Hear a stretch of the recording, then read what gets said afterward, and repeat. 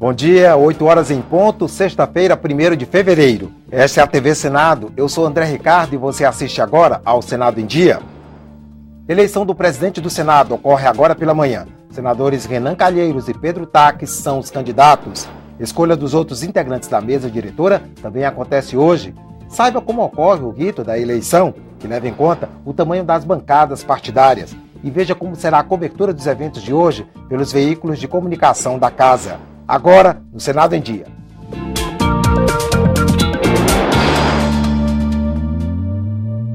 Logo mais às 10 horas está marcada a sessão de votação para presidente do Senado, que também será o presidente do Congresso Nacional. Quem traz as informações sobre os últimos preparativos para a cerimônia é a repórter Dinalva Ferreira, que está ao vivo no Túnel do Tempo. Bom dia, Dinalva. Bom dia, André. Há 2 horas do início da reunião que vai eleger o novo presidente do Senado, o movimento aqui nos corredores ainda é pequeno. A primeira reunião preparatória, que será aberta pelo atual presidente, senador José Sarney, está marcada para as 10 da manhã. Mas a eleição só pode começar se estiverem presentes 41 dos 81 senadores. A Secretaria-Geral da Mesa distribuiu 54 convites para a tribuna de honra e 100 convites para as galerias. Vale lembrar que a eleição acontece em apenas um turno. Só está prevista uma nova votação em caso de empate entre os candidatos. O voto é secreto e será eleito o candidato que conseguir maioria simples, estando presentes, no mínimo, os 41 senadores. Essa primeira reunião preparatória, André, ela não costuma ser muito longa, até porque só os candidatos poderão usar da palavra. Os demais senadores não têm direito a se manifestar. Por enquanto, apenas 2 candidaturas estão formalizadas, dos senadores Renan Calheiros, do PMDB, e Pedro Taques, do PDT. Na véspera da eleição, um dia com muitas reuniões. A bancada do PMDB, maior partido da casa e que tem o apoio do governo, confirmou Renan Calheiros como candidato. O senador não deu entrevista.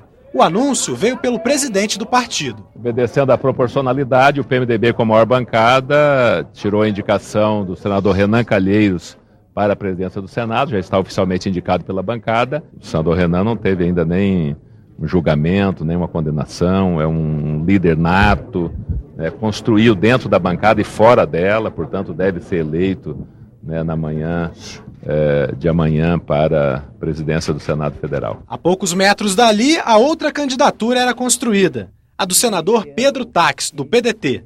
O primeiro apoio veio de Randolfo Rodrigues, que desistiu da disputa.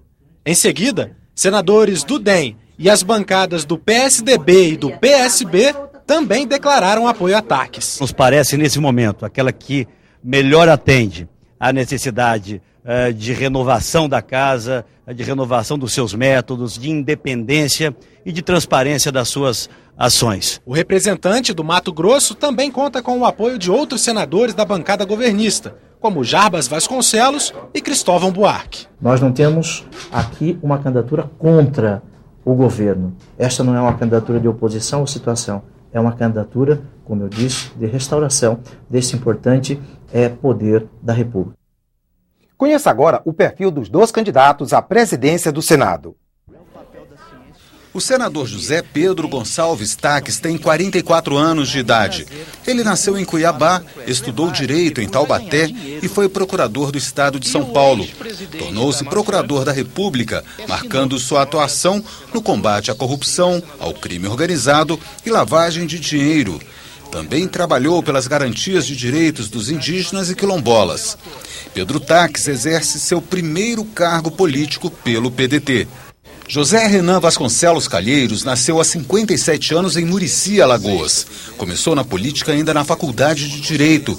Aos 23 anos foi eleito deputado estadual. Em 82 veio para Brasília como deputado federal. Entrou no Senado em 94 e foi reeleito por 2 vezes. Foi ministro da Justiça no governo Fernando Henrique Cardoso. Em 2007, Renan renunciou à presidência do Senado em meio a denúncias de irregularidades, mas foi absolvido no plenário dos processos por quebra de decoro. Desde 2011, o senador vinha ocupando a liderança do PMDB. A eleição da presidência do Senado segue um rito todo especial, que leva em conta o tamanho dos partidos com assento na casa. Mas nem sempre foi assim. Esta caixa guarda uma preciosidade. O livro com o primeiro registro de uma reunião preparatória do Senado. O documento é de 1826. Essas sessões serviam, como hoje, para permitir o início dos trabalhos legislativos. Está tudo registrado no arquivo do Senado. Naquela época, não havia eleição para os cargos de direção da casa. O presidente e os secretários eram indicados pelo imperador Dom Pedro I. A primeira presidência foi entregue ao baiano Visconde de Santo Amaro, que dirigiu o Senado até 1827. Na época, a sede ficava no Rio de Janeiro, no Palácio Conde dos Arcos. Hoje, os integrantes da mesa são eleitos a cada 2 anos. Os nomes são escolhidos durante 2 reuniões preparatórias. Em 2013, a primeira delas será nesta sexta-feira, às 10 horas da manhã, para eleger o novo presidente do Senado. 80 senadores podem se candidatar. A exceção é o atual presidente José Sarney. Um artigo do regimento impede a reeleição para a presidência na mesma legislatura. Na hora de votar, os 81 senadores usam cédulas de papel. A cédula nós só usamos quando há mais de um candidato para um dos cargos. Senão, a votação ela é feita no painel eletrônico. A votação é secreta. O processo é coordenado pelos parlamentares que fazem parte da mesa atual. São eles que apuram os votos e anunciam o vencedor. O senador José Sarney deixa a presidência do Senado depois de 4 mandatos, os últimos 2 consecutivos. Ele considera a modernização da casa como a maior marca de toda a sua gestão. Deputado federal por 3 vezes, governador, vice-presidente da República, presidente, senador por 5 mandatos. São 58 anos de vida pública. José Sarney é o político brasileiro com mais longa carreira no parlamento e o que assumiu por mais tempo a presidência do Senado. Foram 4 mandatos. 8 anos no posto mais importante do Congresso Nacional. O senador José Sarney, 49 votos. Envelheço, mas não envelhece em mim a vontade de trabalhar para o Brasil e de me atualizar, de ser sempre um homem do meu tempo, de olhar para a frente, de ser sempre um homem que busca ser um homem que tem o grande valor pela inovação, o grande sentimento do valor da inovação. Inovar a legislação e modernizar o processo legislativo foram desafios nos 8 anos em que assumiu a presidência da Casa. Investimentos em tecnologia levaram as informações sobre os trabalhos legislativos a todo o país. Fomos ousados e pioneiros. Em fevereiro de 96, a TV Senado inaugurou suas transmissões de alcance nacional para ser um canal aberto para o cidadão. O processo legislativo eletrônico facilitou a tramitação de matérias, desburocratizou procedimentos, trouxe economia de gastos. Isso trouxe uma possibilidade de uma rapidez e uma possibilidade também de fazer com que o Senado reveja a própria agilidade da sua atuação. Porque a partir do momento que você garante a disponibilização dos fatos online, quer dizer, em tempo real, você se obriga a criar um sistema de revisão disso tudo muito rápido.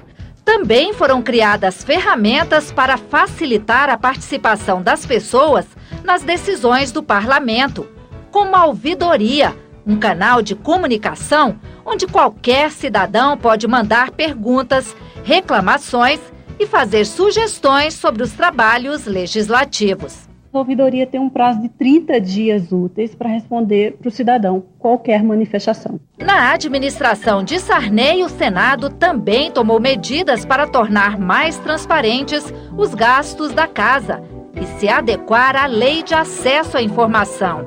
Nesse portal, lançado no ano passado, informações administrativas, de pessoal, contratos, despesas e licitações podem ser acessados por qualquer pessoa. A marca que fica é a marca da modernização.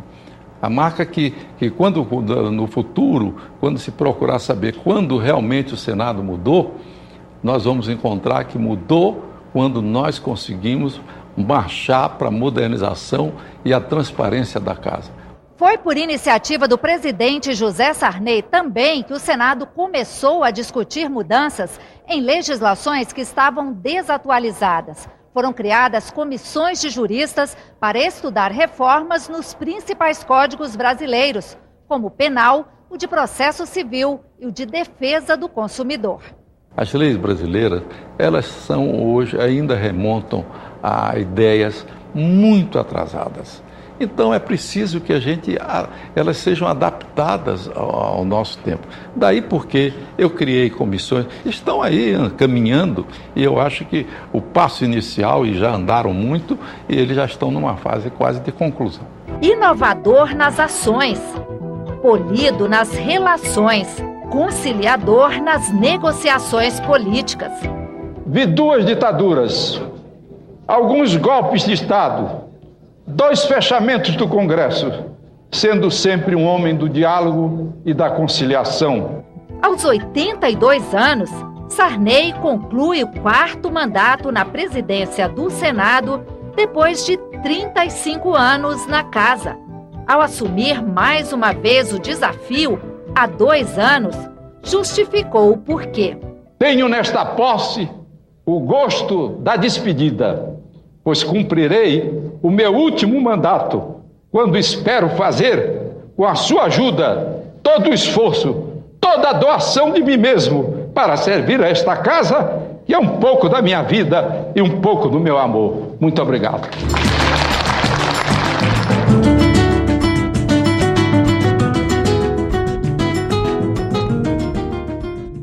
A atual mesa diretora do Senado se reuniu ontem pela última vez e aprovou a reforma administrativa da Casa, que ainda vai ser analisada pelo plenário. As medidas vão gerar uma economia de 83 milhões de reais por ano.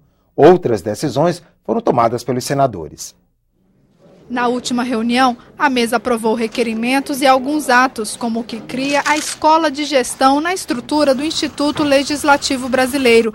A escola será responsável por planejar ações de treinamento para formar gestores que vão atuar na administração do Senado. Foi aprovado a Escola de Gestão por entendermos que cada vez mais o Senado precisa se modernizar e avançar na eficiência da gestão. Essa escola não cria estrutura e apenas aproveita todo aquilo que o ILB já oferece. Os senadores também aprovaram a adesão do Poder Legislativo à Fundação de Previdência Complementar do Poder Executivo, FUNPRESP. Em vez de criar esse fundo de pensão no Legislativo, numa reunião conjunta com a Câmara e com o Tribunal de Contas, nós estamos aderindo ao fundo de pensão que já existe no Poder Executivo, sem criar despesa e sem criar ônus para o Senado. A mesa aprovou ainda a reforma administrativa do Senado. De acordo com o relator, senador Ciro Nogueira, o texto procura eliminar excessos e superposições da estrutura administrativa.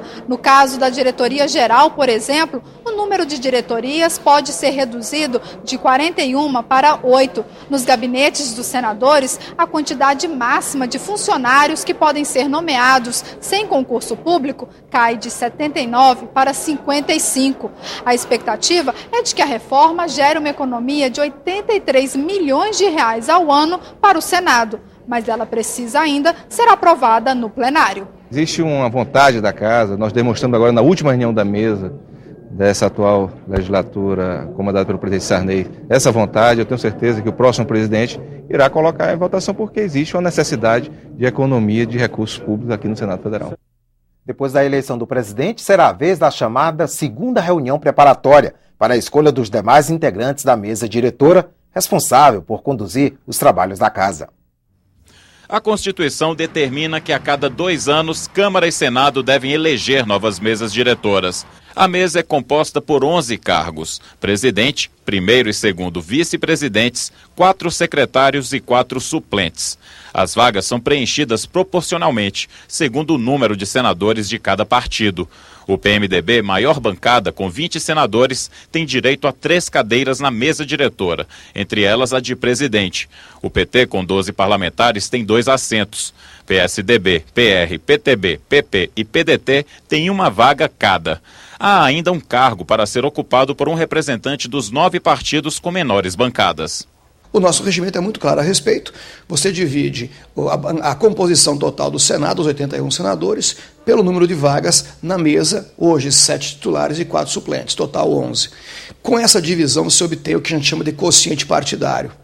E esse quociente partidário é que vai dividir cada bancada de partido e bloco e dizer quantas vagas na mesa cada um deles terá. A proporcionalidade para a composição das mesas diretoras do Senado e da Câmara também é determinada pela Constituição Federal. A regra constitucional é um mecanismo para garantir democracia e pluralidade ao comando do Congresso brasileiro. A origem da preocupação está em assegurar que as minorias políticas dentro do parlamento, de cada uma das casas do parlamento, tenha, pelo menos na medida da sua bancada, uma possibilidade de participar ativamente do jogo político na mesa e em cada comissão. Processo que, para o cientista político Leonardo Barreto, segue uma lógica própria. Ele explica que, enquanto a Câmara dos Deputados é comandada por estados mais desenvolvidos economicamente, o Senado equilibra a balança, elegendo para compor a mesa parlamentares de regiões menos favorecidas. Tradicionalmente, se dá uma primazia, né, para que os cargos de decisão da mesa pertençam a estados, normalmente da região norte, nordeste e centro-oeste, que compõem a maioria do Senado em número de parlamentares, adequando isso a uma lógica partidária. Cada um dos 11 senadores que compõem a mesa diretora exerce funções políticas e administrativas no comando dos trabalhos do Senado. O presidente tem o maior número de atribuições, entre elas, a escolha do que será votado. Inspirada no modelo francês, a mesa diretora do Senado foi prevista na Constituição do Império de 1824. As atribuições de cada cargo só foram definidas 2 anos depois, quando da primeira reunião de instalação. De lá para cá, muita coisa mudou. Por exemplo, aumentou o número de secretários, cargo que, aliás, ganhou importância com o passar do tempo. A importância era só do presidente. O secretário tinha uma função bem menos complexa, porque não havia ainda a multiplicidade de funções. Outra curiosidade a respeito da mesa diretora é que de 1891 a 1946, o vice-presidente da República era o presidente natural do Senado. Isso estava previsto em todas as constituições republicanas do período e só não valeu durante os anos de ditadura de Getúlio Vargas. Mas o vice-presidente só assumia o Senado em situações bem específicas. Existia o presidente eleito pelos próprios senadores, mas quando o presidente da República e o próprio vice queriam, o vice-presidente poderia presidir os trabalhos do Senado. Ele o fazia quando se tratava de algum projeto de lei importante. No formato atual, a mesa diretora tem 11 integrantes. São funções de representação, funções políticas, funções legislativas, né, e funções também, em decorrência dessa natureza, administrativas no plano interno, né. A mesa diretora também coordena o funcionamento efetivo do Senado e, nesse sentido, tem peso com relação ao próprio exercício da função fiscalizadora do Senado Federal e do Poder Legislativo em todo. A maior lista de atribuições é a do presidente da mesa. São pelo menos 35 previstas no regimento interno, como dar posse aos senadores, distribuir as matérias às comissões e desempatar as votações abertas. A função mais importante do presidente e da mesa diretora em decorrência diz respeito à definição da pauta de votações do plenário. Quer dizer, quando você define o que vai a voto e o que não vai a voto, você define realmente quais são as proposições legislativas que vão se tornar leis, ou que podem se tornar leis, se forem aprovadas pela Câmara e sancionadas pelo Presidente da República, e quais são as proposições legislativas que vão, digamos assim, ficar pelo caminho, né? E isso envolve, naturalmente, um poder muito grande. Como presidente da mesa é também o presidente do Senado e do Congresso Nacional, há funções específicas previstas na Constituição Federal. Por exemplo, cabe a ele convocar o Congresso em caráter extraordinário quando for necessário decretar estado de defesa ou intervenção federal, pedir autorização para a decretação de estado de sítio e para o compromisso e a posse do presidente da República e do vice. É também o presidente do Senado que promulga uma lei quando o presidente da República não o fizer no prazo estabelecido. Além disso, o presidente do Senado é um dos nomes na lista de substitutos do presidente da República quando este estiver impedido ou no caso de vacância. Depois do presidente, o cargo com mais funções é o de primeiro secretário, que cuida da administração interna do Senado. É ele quem lê em plenário a correspondência oficial recebida pela Casa, despacha a matéria do expediente distribuída pelo presidente, assina, depois do presidente, as atas das sessões secretas, encaminha os papéis distribuídos às comissões e expede as carteiras de identidade dos senadores. Os demais integrantes da mesa têm como principal atribuição substituir o presidente e o primeiro secretário, além de ajudar no andamento dos trabalhos. O plenário é considerado o centro das decisões do Senado, mas é nas comissões que os projetos, medidas provisórias e outras propostas começam a tramitar e passam por importantes debates. As comissões também cumprem a função de investigar e discutir temas de relevância nacional, refletindo as demandas de uma sociedade plural e democrática. Quem vê estes corredores assim tão vazios, em silêncio, não imagina que aqui pulsa o coração do Senado.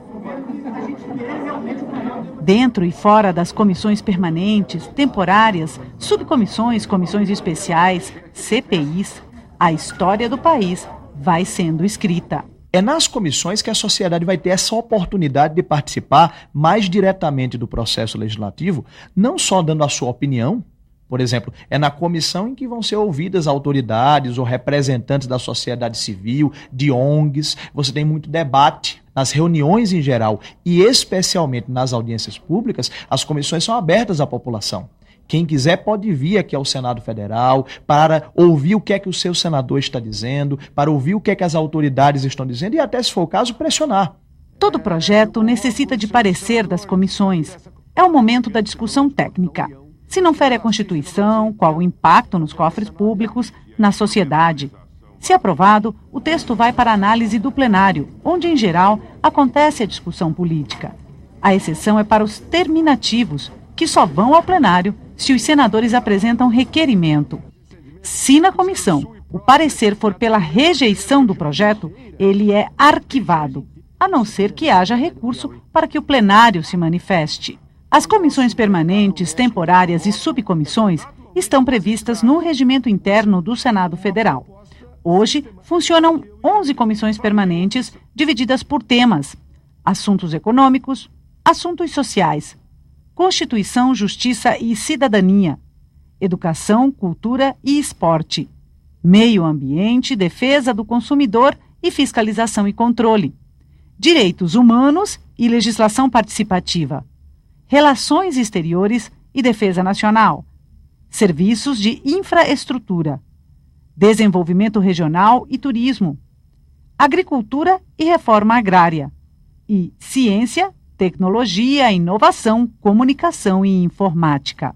Ligadas a cada uma delas estão as subcomissões permanentes ou temporárias. Hoje funcionam 35. Existem ainda as comissões parlamentares de inquérito, que podem ser mistas, com a participação dos deputados federais ou apenas com senadores.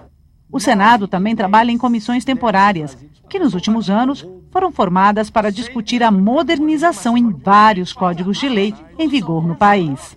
As regras para fazer parte de uma comissão também estão escritas no regimento interno. O principal critério é o número de senadores. Quanto maior o número de representantes, maior espaço na comissão. Mas partidos com apenas um senador também participam das discussões e do processo de decisão. Um partido tem uma quantidade X de senadores que não dá para ter exatamente um membro. Acontece muito. Às vezes o partido tem só um senador ou 2 senadores. Aí aquela vaga ali fica sendo alternada. Ou seja, em um período de 2 anos ela vai ser ocupada pelo partido X, depois ela vai ser ocupada pelo partido Y, que também tem um quantitativo pequeno, e depois pelo partido Z, e assim vai se alternando para que todos os partidos tenham a possibilidade de fazer parte das comissões. Mudanças na composição dos partidos fazem parte da dinâmica política brasileira. Veja agora como eram as bancadas no início da 54ª legislatura do Senado em 2011 e como estão os partidos para o começo dos trabalhos em 2013. O PMDB segue como a maior legenda. Em 2011, tinha 20 senadores, o mesmo número de 2013. Mas houve mudanças em alguns nomes. Por exemplo, Edson Lobão foi para o Ministério de Minas e Energia e deu lugar a Lobão Filho. O PT continua com a segunda maior bancada, mas encolheu, passando de 15 representantes em 2011 para 12 este ano. Gleisi Hoffmann foi para a Casa Civil. Marta Suplicy assumiu o Ministério da Cultura e João Pedro deu lugar a Alfredo Nascimento, do PR. O PSDB vem em terceiro, mantendo o mesmo número de senadores que tinha em 2011, 10. Mas Cássio Cunha Lima, que havia sido barrado pela Justiça em razão da lei da ficha limpa, conseguiu entrar na vaga de Wilson Santiago, do PMDB. Por outro lado, Marisa Serrano foi para o Tribunal de Contas do Mato Grosso do Sul, dando lugar a Antônio Russo, do PR. O PTB segue sem alterações na composição e tem a quarta maior bancada, com 6 senadores. Mesmo número do PR, que passou de 5 parlamentares em 2011 para 6 este ano, graças à entrada de Antônio Carlos Rodrigues no lugar da já citada Marta Suplicy, do PT. Quem também cresceu foi o PDT, passando de 4 senadores em 2011 para 5 em 2013. Isto porque Zezé Perrella herdou a vaga de Itamar Franco, do PPS. O PSB passou de 3 para 4 senadores com a entrada de João Capiberibe no lugar de Gilvan Borges, do PMDB. E o DEM diminuiu, de 5 para 4 representantes, com a saída de Cátia Abreu para o PSD. O PSOL, que tinha 2 senadores em 2011, começa 2013 com apenas 1 representante. Mesmo número do PSC, que manteve-se inalterado. PP com 5 senadores, PCdoB com 2 e PRB com 1 parlamentar cada, mantiveram em 2013 os mesmos números que tinham em 2011. O PPS perdeu o único nome, Itamar Franco, morto em 2011. O PMN ficou sem Sérgio Petecão, que saiu para fundar o PSD. Esse, que não tinha representantes em 2011, ainda ganhou o senador Marco Antônio, suplente de Cátia Abreu, em licença médica. PV e PPL, que também não tinham representação em 2011, agora têm 1 senador cada. Agora pela manhã, os veículos de comunicação do Senado vão transmitir a eleição da mesa e a abertura das atividades do Legislativo. Você vai poder acompanhar toda a movimentação dos próximos dias pela TV Senado, agência, rádio e jornal. Veja o planejamento para dar transparência ao cidadão. Todos os jornalistas da agência Senado vão acompanhar a eleição da mesa e a abertura dos trabalhos do Congresso. A agência vai divulgar as informações em tempo real. Também vão ser feitas reportagens com a repercussão dos discursos em plenário. Na sexta-feira, a Rádio Senado começa a acompanhar a eleição do novo presidente a partir das 8h30 da manhã. A emissora vai exibir reportagens especiais e entrevistas com analistas políticos. A sessão, que começa às 10 horas, vai ser transmitida na íntegra. A TV Senado vai exibir ao vivo 2 programas especiais. Nesta sexta-feira, a partir das 9h30 da manhã, a emissora acompanha a eleição do presidente do Senado. Na segunda-feira, às 3h30 da tarde, começa o programa dedicado à sessão de abertura dos trabalhos do Congresso. Os repórteres da TV vão acompanhar a movimentação nos plenários, no Túnel do Tempo, na Chapelaria e nos salões verde e azul. Além de entrevistas com os parlamentares, eles vão trazer as informações de destaque sobre as primeiras atividades do Congresso. Nos estúdios da TV, especialistas vão analisar os resultados da eleição da mesa do Senado e a mensagem enviada pela Presidência da República ao Congresso Nacional. O Senado em Dia termina aqui. Logo mais, às 9h30 da manhã, você assiste a cobertura especial da TV Senado sobre a eleição da nova legislatura da Casa. Enquanto isso, fique com a nossa programação.